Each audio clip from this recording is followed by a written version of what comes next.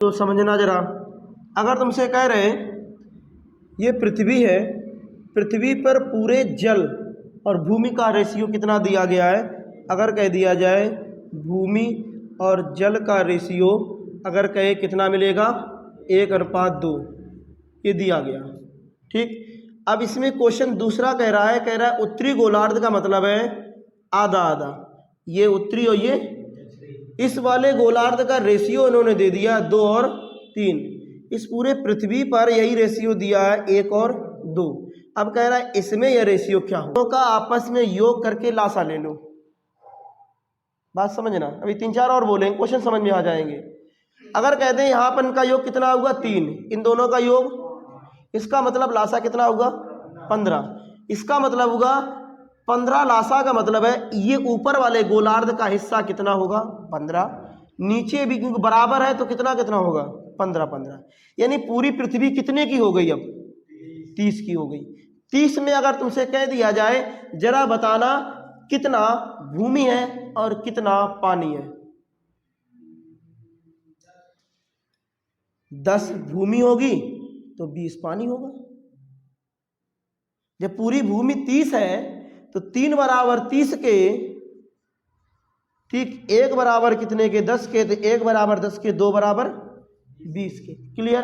तो अगर तुमसे कह दिया जाए भूमि और पानी का ही रेशियो बना, अब हमारे पास रेशियो जो बना मेरे पास 10 और 20 बना। अब जरा बताना अगर तुमसे कह दें उत्तरी गोलार्ध में कितना होगा, फिर उत्तरी गोलार्ध में पानी है कितना 15 है, यहां जरा बताना कितना पानी है कितना नहीं है। अगर कहे 5 की वैल्यू कितनी है, 1 की वैल्यू 5 की वैल्यू 15 है, 1 की वैल्यू 3, तो अगर कह दे भूमि कितनी है 6, अगर पानी कितना है 9। ध्यान सुनना, अब देखो इनसे ये रेशियो बना स्पष्ट, ये जो हट जाएंगे अगर हम कह दें इससे, अब ये मामला हट गया। अब मेरे पास जो स्पष्ट आया ये मेरे पास भूमि आ गई कुल, और ये मेरे पास क्या आ गया पानी। जब समझना, अगर कह दें भूमि कितनी 10, पानी कितना, उत्तरी गोलार्ध में अगर तुमसे कह दिया जाए कितना था 6 भूमि और 9 पानी है, तो जरा बताना दक्षिणी गोलार्ध में ये कितने होंगे। 10 था, 10 में 4 उत्तरी गोलार्ध, 6 उत्तरी गोलार्ध में हो गया, दक्षिणी गोलार्ध में कितनी बची होगी भूमि 4। 20 पानी था पूरी पृथ्वी पर, अगर तुमसे कह दे 9 पानी उत्तरी गोलार्ध में, तो कितना पानी बचा होगा 11। बात समझा गई। ऐसे ही क्वेश्चन आते हैं दक्षिणी गोलार्ध का आंसर ये बन जाएगा, यही शॉर्ट है, इससे ज्यादा कुछ नहीं है। नहीं लिखेंगे ऐसे ही क्वेश्चन दूसरा, यदि पृथ्वी पर भूमि और जल का अनुपात 11:9 है, यदि पृथ्वी पर भूमि और जल का अनुपात 11:9 है, कितना है 11:9 है। कह रहा है उत्तरी गोलार्ध में यह अनुपात, उत्तरी गोलार्ध में यह अनुपात 4:1 है, तो दक्षिणी गोलार्ध में क्या होगा बताओ। अब ऐसे ही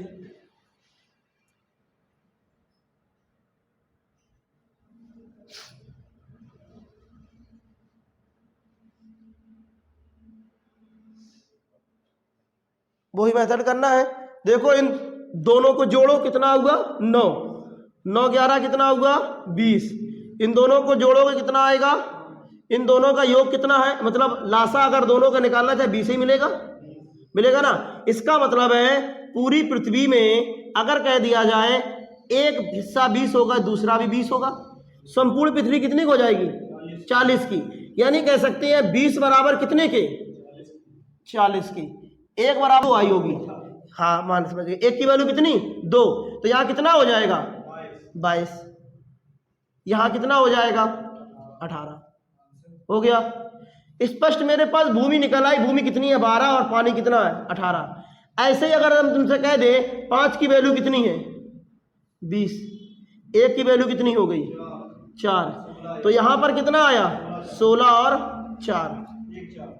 अब निकाल लो दक्षिणी गोलार्ध में पूछा जाए 20 22 में से 16 घटाना है, कितना आएगा?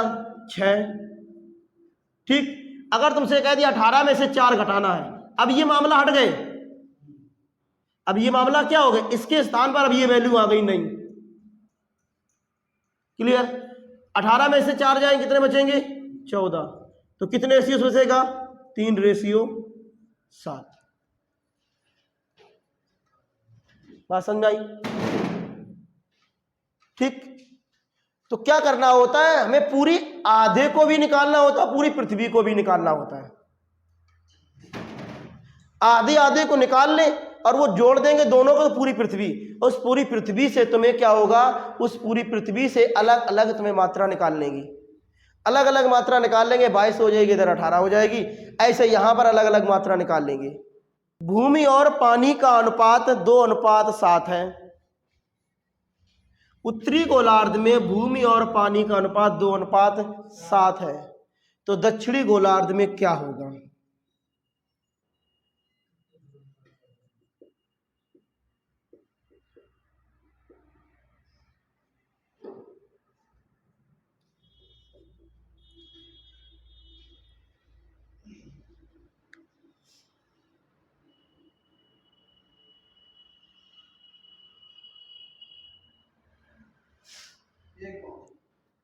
कितना?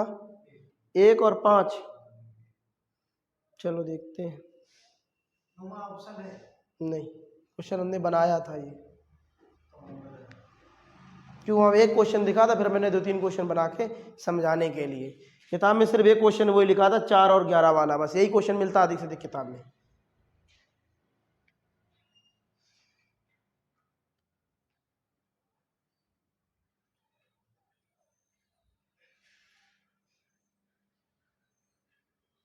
देखें, मैंने क्या कहा, इन दोनों का योग करो 3, इन दोनों का योग करो कितना? 9 हो गया।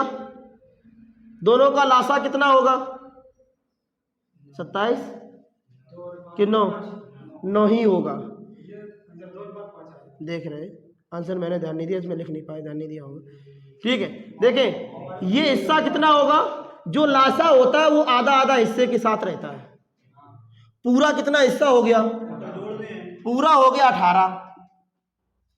ठीक, तो 18 पूरे के साथ 18 की तुलना करेंगे, आधे के साथ इस 9 की तुलना करेंगे, तो यहां तो कोई दिक्कत नहीं, एक ही एक आया। यहां पर एक की वैल्यू कितनी आ गई? 6। नहीं, नीचे वाला बढ़ा रहा है इसलिए, क्योंकि नीचे वाला देखो उत्तरी गोलार्ध है, पूरा नहीं है। नीचे वाला सिर्फ उत्तरी गोलार्ध का हिस्सा कितना? 9 ही तो दिख रहा है। उत्तरी गोलार्ध का हिस्सा तो 9 ही दिख रहा है। अगर सपोज करो दक्षिणी गोलार्ध है, दक्षिणी गोलार्ध का भी हिस्सा 9 दिख रहा है। पूरे का कहते हैं ये पूरे, क्योंकि आधा इसका भी है।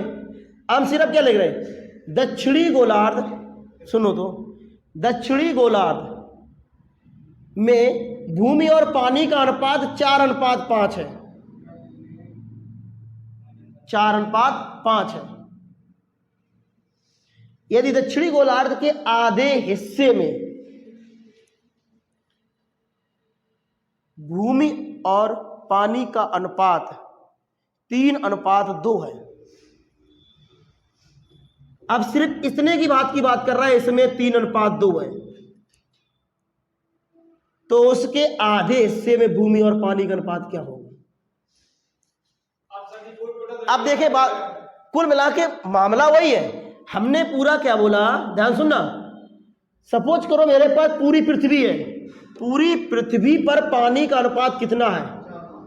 4 और 5 है, क्वेश्चन वही। ठीक, जरा बताना उसकी आधे वाले भाग पर जल और पानी का हिस्सा कितना है? 3:2। अब फिर आधे का पूछा गया है, तो क्वेश्चन वही।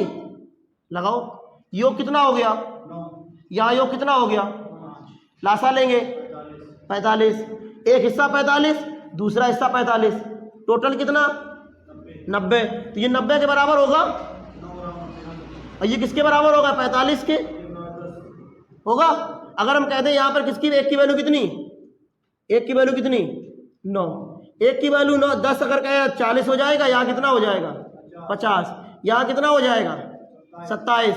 यहाँ कितना हो जाएगा? 18। अब ये तो मेरे पास मामला खत्म हो गए, अब मेरे पास नई वैल्यू आ गई। बस इसी वैल्यू घटा दो फिर से।